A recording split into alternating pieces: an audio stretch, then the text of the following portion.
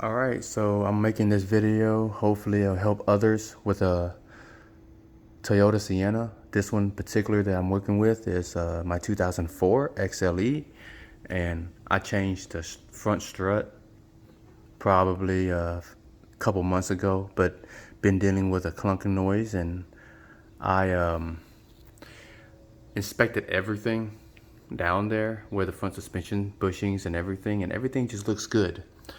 Tie rods and everything, and recently it just had an alignment completed and it was driving good, but the clunking noise was just bothering me. After interrogation, I found that I did not know that these cars top mount are very bad. So the mount had to seat in this teeth right here. You'll see it. Let's see if I can zoom in on it. And here's the new one I bought from Napa. It was $77. It's supposed to sit in there.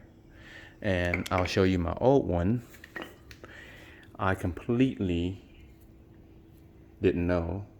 Just installed it, tightened the bolt, thought I was good to go, but nope.